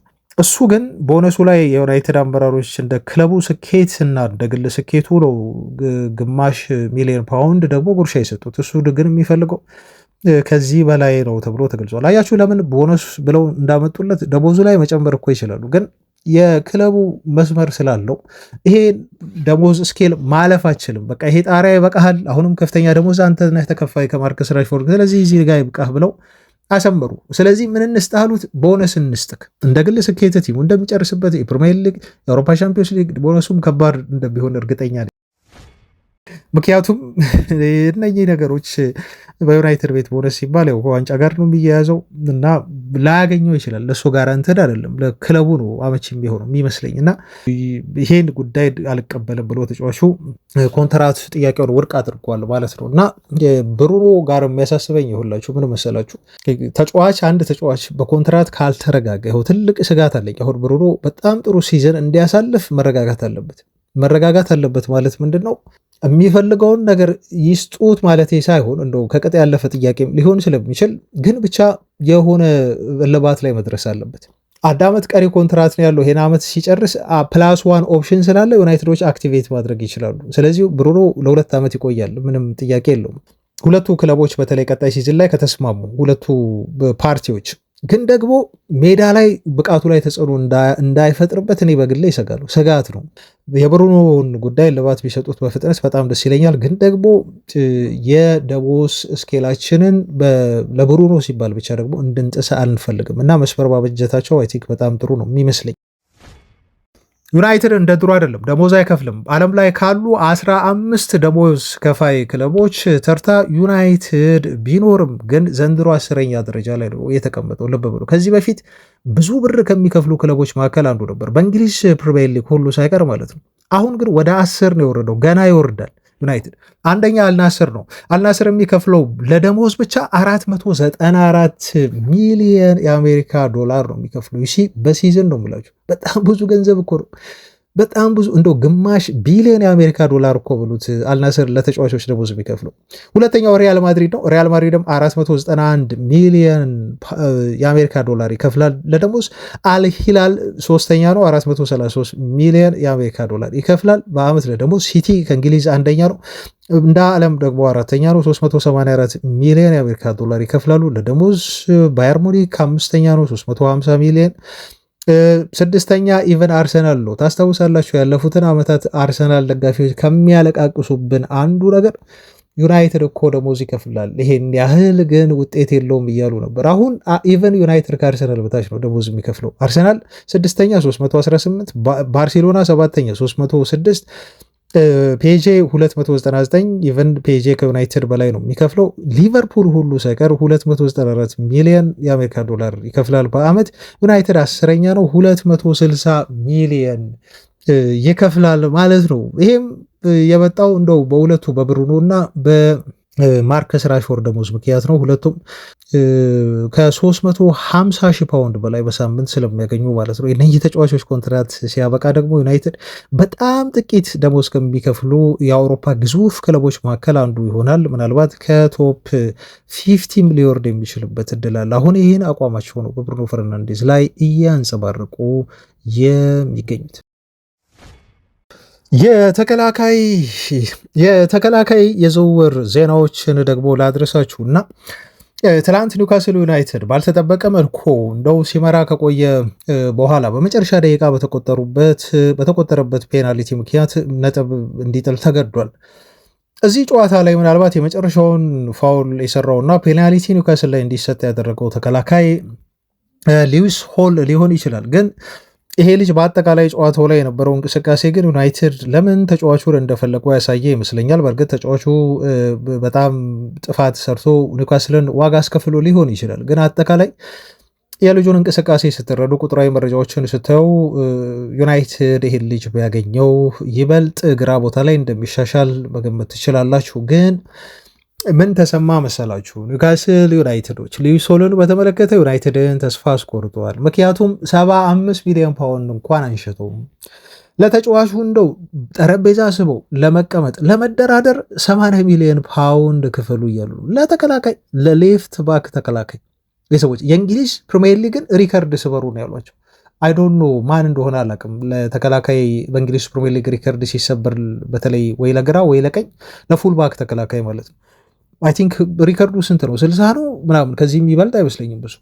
እነሱ ግን ለዚህ ተጫዋች 19 ዓመቱ ነው 80 ሚሊዮን ፓውንድ ነው ጠረጴዛ ስበን ተቀምጠን እንድንደራደር ከተፈለገም ብለው በቃ ዞር በሉ ሂዱልን እኮ ነው ተጫዋቹን አንሸጥላችሁም የሚል መልእክት ነው ያስተላልፉት ለዩናይትድ። ከዛ በትላንት ጨዋታ መጠናቀቅን ተከትሎ ፒተር ሽማይክል ለማቲያስ ጄስሌ ጠየቀው፣ ለአዲሱ የኒውካስል ዩናይትድ አሰልጣኝ ማለት ነው። ማንቸስተር ዩናይትድ ሌፍት ባክ ተጫዋችህን ሉዊስ ሆልን ሊያስፈርም እየተመለከተ ነው፣ ስለዚህ ጉዳይ ምን ትላለህ ብሎ የኒውካስሉን በአሰልጣኝ ሲጠይቀው ጄስሌ ምን ብሎ መለሰ? ኖ ቻንስ ነው ያለው። ኖ ቻንስ ብሎ ደግሞ ሳቀ ማለት ነው። እንግዲህ አሁን ክለቡ መሸጥ ከፈለገ አሰልጣኙ ምንም ማድረግ እንደማይችል ሁላችንም እናውቃለን። ግን ደግሞ አሰልጣኙ እንደሚፈልገው ያመላከተበት ነው። ከዚህ በፊትም ዜና ስለሰማን እንዲቆይ ይፈልጋል ስለተባለ ነው። 80 ሚሊዮን ፓውንድ ዩናይትድ እንደማይከፍልም ኒውካስሎች ያውቃሉ። ለዛ ነው ዩናይትድን ለማሸሽ ሲሉ ይህን ያህል ገንዘብ የለጠፉበት እና ሪከርድ ክፍያ የጠየቁት። ስለዚህ ዩናይትድ ከዚህ ተጫዋች ዝውውር አይ ቲንክ አሁን ወጥቷል ብሎ መናገር ይቻላል። እርግጠኛ ሆኖ አይመጣም ብሎ ማለት ባይቻልም ሌላው በባልዴ ዙሪያ የወጣ መረጃ ነው። ባልዴ በነገራችሁ ላይ ትናንት ባርሴሎናዎች ጨዋታ ነበራቸውና የባርሴሎና ቲም ስኳድ ውስጥ አለመካተቱ ትልቅ መነጋገሪያ ሆኗል። እንደውም አንዳንዶች ተጫዋቹ ማችዴይ ስኳድ ውስጥ ያልተካተተው ከኢሊሼ ጋር ነበራቸው ጨዋታ በጣም በሰፊ ውጤት ይህን ጨዋታ በሰፊ ጎል ልዩነት ማሸነፍ ችሏል። ባርሳዎች ግን ባርሴሎና ባልዴን ብቻ አይደለም ያላካተተው፣ ማርክ ካሴዶን አላካተተውም፣ ሄክቶር ፎርትን አላካተተውም በዚህ ጨዋታ ላይ እና ለባልዴ መልቀቅ ምክንያት እና ማሳያ ሳይሆን አይቀርም ይሄ ጉዳይ ተብሎ በብዛት ስሙ ከዩናይትድ ጋር አሁንም ተያይዞ እንዲወራ ሆኗል። ባልዴ በትናንቱ ጨዋታ ላይ መካተት ያልቻለው ምክንያቱም ተጫዋቹ ስለወሰነ ነው። ባርሴሎናን ለመልቀቅ ወስኗል። ክለቡም እንዲለቅ ፍቃድ ሰጥቶታል። ስለዚህ አዲስ ክለብ እያፈላለገ በመሆኑና ሃንስ ፍሊክም ከጨዋታው ካለቀ በኋላ እንደተናገሩት ምክንያቱም ባልዴን እዚህ ያላመጣ ነው በባርሴሎና ትተነው የመጣ ነው ተጫዋቹ ስላልተረጋጋ ነው። ሌሎች ጉዳዮች ሌሎች ሀሳቦች መፈጸም ያለበት ነገሮች ውስጡ ስላሉ ተጫዋቹ ለጨዋታ ዝግጁ አይደለም ብለን ነው ብለው ተናግረዋል። ግን ተጫዋቹ ኦልሞስት ባርሴሎናን ለመልቀቅ ወስኖ እንደሚገኝና ባርሴሎናዎች ሊሸጡት እንደሆነ ተረጋግጧል ማለት ነው። ስለዚህ ማረፊያው የት ይሆናል ከተባለ ደግሞ ልጁ ባርሳን መልቀቅ አይፈልግም። ግን ደግሞ ዩናይትዶች ካሉት ኦፕሽኖች መካከል የሚመርጣው ቲም ነው። ካሉት ለሱን ከሚፈልጉ ክለቦች መካከል ዩናይትድ ቢመጣና እሱን ቢያስፈርመው ተጫዋቹ ደስተኛ ይሆናል። በዩናይትድ ዝውውር ላይ በጣም ኢንተረስት አለው ተብሎም ተገልጿል። እንደውም አንዳንድ ዘገባዎች እንደሚሉት ከሆነ ማንቸስተር ዩናይትዶች ለተጫዋቹ የዝውውር ጥያቄ ኮንትራት እንዳቀረበ የ5 ዓመት ኮንትራት በሳምንት ኦልሞስት ወደ 75,000 ፓውንድ ደሞዝ አካባቢ አቅርቦለታል የሚሉ መረጃዎችን ሰምተናል። ምክንያቱም ወኪሉን ጆርጅ ሜንዴዝን ዩናይትዶች ስላገኙ ስላናገሩ፣ ፋብሪሶ ሮማኖ ወጥቶ ደግሞ በዚህ ተጫዋች ዝውውር ዙሪያ ሲያወራ የባልዴ ዩናይትድ ዝውውር የሚወሰነው ባርሴሎና በሚጠይቀው የዝውውር ገንዘብ ላይ ነው አለ። ብዙ ጊዜ ማርኬት ላይ የተጫዋቹ የመሸጫ ዋጋ ተብሎ የሚገለጸው 40 እና 45 ሚሊዮን ፓውንድ ነው። ግን ባርሴሎናዎች ለዩናይትድ ከዝውውሩ የሚፈልጉት ገንዘብ እስካሁን በግልጽ አልተቀመጠም እና በጣም የሚበዛባቸው ከሆነ እና ደሞዝም እዚህ ጋር ወሳኝ ነው። ምናልባት ከዚህ ተጫዋች ዝውውር ራሳቸውን ሊያገሉ ይችላሉ። ፓኬጁ ግን ለዩናይትድ የዝውውር ብራኬት ውስጥ የሚገባ ገንዘብ ከሆነ የሚጠየቁት ባልዴ ላይ ያስፈርሙት የሚችሉበት እድል በጣም ሰፊ ነው ተብሎ ነው በፋብሪሶ ሮማኖ ሁሉ የተነገረው። ባርሴሎናዎች በበኩላቸው ባልዴን እንደሚሸጡት የምታረጋግጡት 16 ሚሊዮን ዩሮ የውል ማፍረሻ ሂሳብ የተቀመጠለትን የሬሲንግ ሳንታንዴር ተጫዋች የሆነውን ሳሊናስን ለማስፈረም ኦልሞስት በመጨረሳቸው ነው ማለት ነው። ስለዚህ ጆርጅ ሜንዴስ የሁለቱም ወኪሎች ነው። ይሄ አፈቀላጤ ፖርቹጋላዊ ሰው ለባርሴሎና ሳሊናስን በመሸጥ ለዩናይትድ ደግሞ ባልዴን በማዛወር የቢዝነሱን ለመስራት እያቀላጠፈ ይገኛል። ደፋ ቀና እያለ ነው ያለው ተብሎም ተገልጿል። ግን እዚህ ጋር ቅድም የነገርኳቸው የፋብሪሶ ሮማኖ ንግግር አትርሱ። የሚሸጥበት ዋጋ ምክንያቱም የዩናይትድ ሰዎች የተጋነነ ገንዘብ ያወጡ፣ ሁለተኛ ደሞዙ፣ ሶስተኛ ነገር ደግሞ ደጋፊዎች ጥያቄ ያላችሁ በባልዴ ዝውውር ጉዳይ እንደው እውነት ይሁን አይሁን አሁን አናውቅም። በእርግጥ አሁን ወደፊት እየመጣ ይገኛል ከሌሎች ተከላካዮች ይልቅ። ግን ደግሞ ተጫዋቹ ያለበት የጉዳት ሂስትሪ በጣም አሳሳቢ እንደሆነ እየገለጻችሁ ነው። አስተያየትም ስትሰጡ ነበር። በጣም ትክክል ናችሁ። በነገራችሁ ላይ ተጫዋቹ አንድ የጉዳት ሂስትሪው ትንሽ የሚያሳስብ ነው። ሁለት ደግሞ የሚያሳስበኝ ነገር እኔ ባልዴ በጣም ጥሩ የሆነ የአጥቂ ባህር ያለው ፉልባክ ነው። እሱን የምታነጻጽሩት ከሜንዴዝ ጋር ነው፣ ከፔዥዮ ተከላካይ ጋር ማለት ነው። ፖርቹጋላዊ የማጥቃት አውትፑቱ በጣም ጥሩ ነው። መከላከል ላይ ደግሞ ትንሽ ክፍተት አለበት። ባልዴ ይሄን አይነት ባህር ያለው ነው። ለዩናይትድ በጣም ጥሩ የሆነ የማጥቃት ኃይል ሊሆን ይችላል ከተከላካይ መስመር እየተነሳ ግን ደግሞ መከላከሉ ክፍተት ነው፣ ጉዳቱም ክፍተት ነው። ስለዚህ ዩናይትድ ምናልባት ተባለ ሌላ የተከላካይ አማራጭን እየያዙ ነው ተብሎ አንድ ተጫዋች ስሙ እንዲሁ ተጠቀሰ። እስካሁን ያልተጠቀሰ ነው። ሀጂ ማሊክ ዲዮፍ የተባለውን የዌስትሃም ዩናይትድ ሌፍት ባክ ተጫዋች ለማስፈረም እንደውም ከብሬንትፎርድ መዳፍ ይህን ተጫዋች ለመቀማት ከፍተኛ ጥረት በማድረግ ላይ ይገኛሉ ተብሎም ተገልጿል። ብሬንትፎርዶች ተጫዋቹን ለማስፈረም ለዌስትሃም ዩናይትድ እስከ 35 ሚሊዮን ፓውንድ ሂሳብ አቅርበው ውድቅ አድርገውባቸዋል። አይ ቲንክ ዌስትሃም ዩናይትዶች 40 ሚሊዮን ፓውንድ እና ከዛ በላይ ለዚህ ተከላካይ ለሴኔጋላዊ ዝውውር ሂሳብ እየፈለጉ ነው።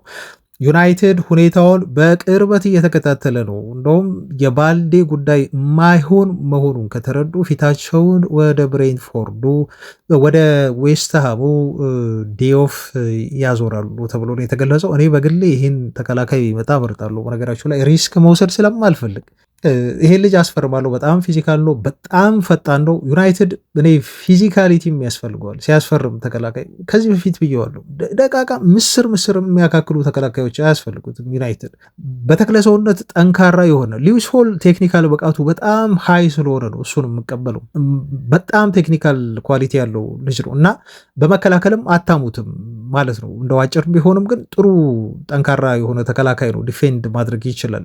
እንደዚህ አይነት ኤክሴፕሽናል ተጫዋቾች ካልሆኑ በስተቀር ዩናይትድ ፊዚካሊ ማየት አለበት። የአየር ላይ ኳስ በተለይ አይታችኋል። ክሮስ የሚደረጉ የሚሻሙ ኳሶችን ሉክ ሾው እኮ እንደው ያንጋጦ እያያቸው ነው ጎል እየገቡብን ያሉት ማለት ነው። ምክንያቱም ተነስቶ በአግባቡ ብዙ ርቀት ተነስቶ ወደ ላይ ኳስ እንትን ማለት አይችልም፣ ብሎክ ማድረግ አይችልም የጭንቅላት ኳሶችን ማለት ነው። እና ፊዚካል የሆነ በጣም ረዥም የሆነ ተከላካዮች ዩናይትድ ቢኖሩት እዛ ዲፌንስ ላይ በተለይ ግራው ቦታ ላይ ደስ ይለኛል። ለዛ ነው ዲዮፍን እኔ በግሌ የመበርጠው። ለማንኛውም ቢወጡት ዜናዎች እነኝህን ናቸው በዩናይትድ ተከላካይ ዝውውር ላይ ማለት ነው። ወደ አማካይ ዜናዎች እንለፍ። ቤተሰቦቻችን ቪዲዮ ላይክ ማድረጋችሁን አትርሱ። አሁንም አብራችሁን ቆዩ እንላለን። ከዩናይትድ አማካይ ዝውውር ጋር በተያያዘ የባሌባን ጉዳይ ማንሳት ይኖርብኛል። እዚህ ጋር ብዙዎቻችሁ ስለምጠብቁት ባሌባ ሕክምናውን ጨርሶ ፊርማውን ሁሉ ፈርሞ ተጠናቋል። ስሙ ተላልፏል። ለእንግሊዝ እግር ኳስ ማህበር ነው የተላለፈው። አሁን እንግሊዝ እግር ኳስ ማህበር ስሙን ተመልክቶ ኮንትራቱን አይቶ አውጥቶ አውርዶ ያጸድቀዋል። ካጸደቀው በኋላ ይመዘግበዋል። ልጁን ከተመዘገበ ደግሞ ኦፊሻሊ መጫወት ይችላል ዩናይትድ ማለት ነው እንግሊዝ ፕሪሚየር ሊግ። የዩናይትድን ኮንትራት ግን ተፈራርሞ አሁን ሙሉ ለሙሉ ንብረትነቱ ባሌባ የዩናይትድ ተጫዋች ሆኗል። ምናልባት ይሆንላችሁ ይህን ዜና እየሰራሁላችሁ በየትኛውም ሰዓት ይፋ ይሆናል ተብሎ ዛሬ ይጠበቃል።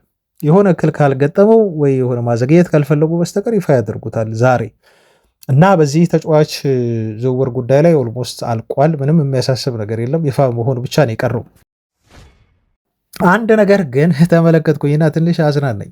ዴቪድ ኦርንስተን የአርሰናልን ጨዋታ በቀጥታ እያስተላለፈ ነበር ከቀድሞ የዩናይትድ አማካይ ኦዌን ሃርግሬቭስ ጋር ጨዋታ ያስተላለፈ ነበረ።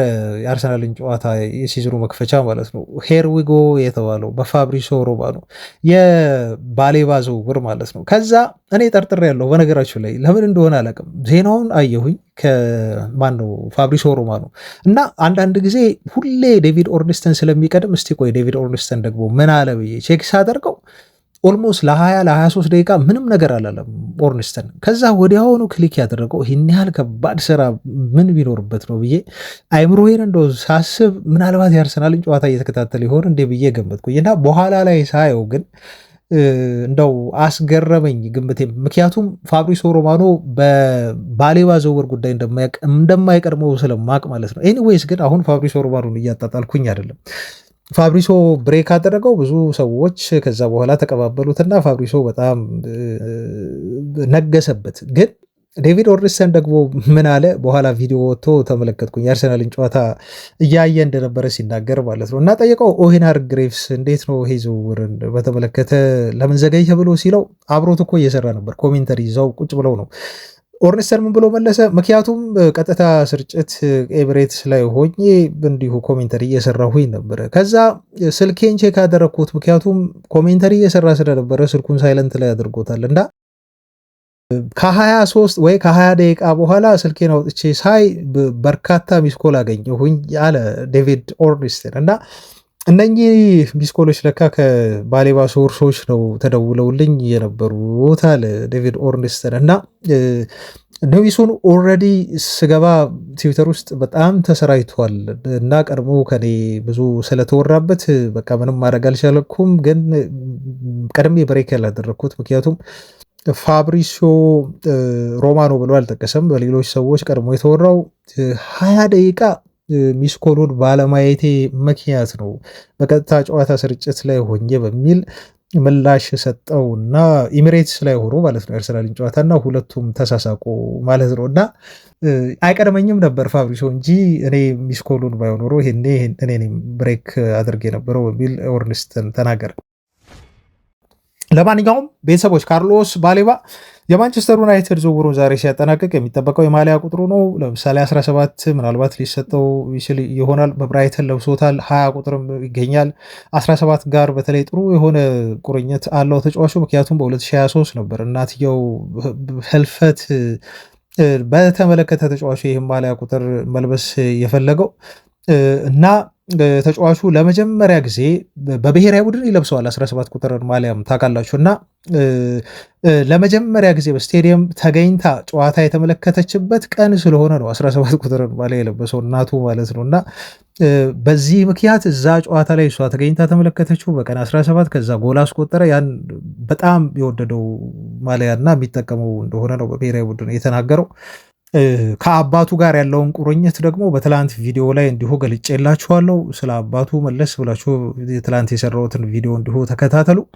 ዩናይትድ አሁን ይህን ተጫዋች በማግኘቱ ምክንያት ይሆንላችሁ በጣም በሁለት ነገር ይጠናከራል። አንደኛ ስፒድ ያለው አማካይ ነው። የዩናይትድ አማካዮች በህል ሲቲው ጨዋታ እንዳየ ነው ፈዛዛ ናቸው። ስፒድ የላቸውም ነበር። ቅስዝ ያለ አጫወት ነው ሲጫወቱ የነበሩ። ኦፍኮርስ ኳስ ላይ በጣም ጥሩ ናቸው። ኳሱን መሰረት አድርገው ኮንትሮል አድርገው ይጫወቱታል። ግን ደግሞ ዩናይትድ አማካይ ቦታ ላይ ምን ያስፈልገዋል? ኤነርጂ ይፈልግ ነበር። አትሌቲክ የሆነ አማካይ ዩናይትድ ይፈልግ ነበር። ይህንን በተለይ ትልቅ ኳሊቲ ክፍተት ማሟላት የሚችል ተጫዋች ነው ባሌባ። በፕሪሚየር ሊግ አንደኛው ነው ተጫዋቹ ከአማካዮች በሰዓት 333.99 ኪሎ ሜትር ፐር ሃወር የሚሮጥ ልጅ ነው። በጣም ስፒድ የሆነ ልጅ ነው። ቪዲዮን ጋብዣቸዋለሁ። የትላንት ቪዲዮ ብታዩት መለስ ብላችሁ ስለ ካርሎስ ባሌባ በብራይተን ሆቭ አልቪየን የዩቲዩብ ቻናል ላይ የተቀመጠ ሃይላይት አለው ልጁ፣ እሱን ተመልከቱት። ሁለተኛው ፈጣኑ አማካይ ዞቦስ ላይ ነው ከሊቨርፑል ቶናሊ፣ ከዛ ሱማሬ ተብሎ የሚጠራው እና ሌሎች አማካዮች ይመጣሉ በፍጥነት። ባሌባ ግን አንደኛ ነው እዚህ ጋር እና ዩናይትዶች አሁን ባሌባ እንደ ብረታችን ሆኗል። ስለዚህ ደጋፊዎች እንኳን ደስ አላችሁ ልል እፈልጋለሁ። ምክንያቱም ዩናይትድ ያለበትን ትልቅ የሆኑ ሁለት ክፍተቶችን አትሌቲሲዝም እና ፊዚካሊቲ ማሟላት የሚችል አማካይ ስለሆነ በሳንቶስ የማናገኘውን እንዲሁም በዩሬ ቲልማንስ የማናገኘውን ኳሊቲ ስለያዘ በባሌባ ዝውውር ደስተኛ ነን። ትልቁ ስጋት ጉዳት ይዞ መምጣቱ ነው። ልጁ እስከ ኦክቶበር ድረስ ለዩናይትድ አይጫወትም። በጣም አሳሳቢ ነው። ይመለሳል የተባለው እስከ ጉዳቱ ነው የሚያስፈርሙ ታውቃላችሁ። ሴፕቴምበር አጋማሽ ላይ ነው። ሴፕቴምበር አጋማሽ ላይ ከሲቲ ወይ ከፉልሃም ጋር ስንጫወት ተጫዋቹ ሊመለስ ይችላል ተብሎ ይገመታል። ግን ደግሞ ይሄ ጨዋታ ከተደረገ በኋላ እስከ ሴፕቴምበር አጋማሽ በኋላ ኢንተርናሽናል ብሬክ አለ። ይሄ 15 ቀን ኢንተርናሽናል ብሬክ ሲደመር ደግሞ እስከ ኦክቶበር ድረስ ይሄዳል። ባሌባ ለዩናይትድ ሳይጫወት የሚቆይበት ወር ማለት ነው። እስከ ኦክቶበር ቢያንስ ይሄ ወር አልቋል ብለን ብናስብ ገና አንድ ሳምንት አለው። ከዛ በኋላ አንድ ወር ሙሉ ልጁን አናየውም ማለት ነው። ስለዚህ ተጫዋቹን የምናገኘው ገና ኦክቶበር ወር መጀመሪያ ላይ የሚሆንበት እድል አለ። እቺ ጉዳይ ያሳሰበችኝ ያያችሁ ከዩናይትድ የዝውውር እንቅስቃሴ ጋር ዝውውሮችን ፈጥኖ ማጠናቀቅ የሚያስፈልገው ለእንደዚህ ነበር። ማውጣታቸው ላይ ቀር ተጫዋቹ መዘዋወሩ ላይ ቀር ዝውውሩን ማዘግየት ዩናይትድን ዋጋ አስከፈለው። ወደ ዩናይትድ ቢመጣ ኖሮ ይሄን አይጎዳም ነበር። ወደ ዩናይትድ ቢመጣ ኖሮ ባሌባ ላይጎዳ ይችል ነበር ማለት ነው። እርግጠኛ መሆን አልችልም። ወደ ዩናይትድ ቀድሞ መጥቶ ቢሆን ኖሮ ይሄኔ 75 ሚሊዮን ፓውንድ አውጥተዋል። በዚህ ዋጋ ይሸጡላቸው ነበር መጀመሪያ። ተጫዋቹን ማንቸስተር ዩናይትድ አሁን ይህኔ ይጠቀመው ነበር። ከፕሪሲዝን ከዩናይትድ ጋር ያሰልፍ ነበር። ምናልባት ዩናይትድ ያን ያህል ደረጃ እርግጠኛ ባልሆንም በሁል ሲቲ ጨዋታ ላይ የተሻለ ውጤት ሊያመጣ የሚችል ነበር። ባሌባን በቀጣዮቹ ጨዋታችንም ላይ እንጠቀመው ነበር። ግን ምንድነው የተፈጠረው ችግር? ኢኔዮሶች ሲሽኮረመሙ እንዲህ ሲሉ ርካሽ ዋጋ ያለውን ተጫዋች ሲፈልጉ ወዲህ ሲሉ ወዲያ ሲሉ መጨረሻ ላይ ገንዘቡን ማውጣታቸው ላይ ቀር አዘግይተውት እሱም ተጎድቶ መጣ። በፍጥነት ባለመፈጸማቸው ምክንያት ፔሸንሲ፣ ከዛ በኋላ ታይሚንግ በሚል አስቂኝ የሆነ የዝውውር ፖሊሲ ምክንያት ማለት ነው ልጁን በመጀመሪያዎቹ ጨዋታዎች ልንጠቀመው አንችልም። አሳዛኙ ፓርቲ ይሄ ነው። መፈረቡ ግን በጣም የሚያስደስት ዜና ይመስለኛል። አይ ቲንክ ቤተሰቦች ይህን ያህል ካልኩ ለዛሬ ይመቃኛል። በጣም አረዘምኩት ቪዲዮውን መሰለኝ። አይ ቲንክ ቤተሰቦቻችን ያው በጣም ይቅርታ፣ እንደዚህ ብዙ ሰዎች እንዲሁ ኮሜንት ሲሰጡ ስለመለከት ነው ረዘም ሲል ምናምን ነገር እና ብቻ ኤኒዌይስ ማውራት ስላለብኝ ነው ዛሬ ያወራሁት። ማውራበት ብዙ ነገር ስላለ ስለ ቲማችንም እንዲሁም ዝውውሮችን ማየትም ስላለብን ሁለቱንም ለዛ ነው። እና ነገ ደግሞ እንገናኛለን። ሌሎች አዳዲስ ጉዳዮችን ጨመርመር አድርገን ዜናዎች ላይ ነገ እናተኩራለን በብዛት። ነገ እንገናኛለን። ሰላሙን እስከዛ ባይ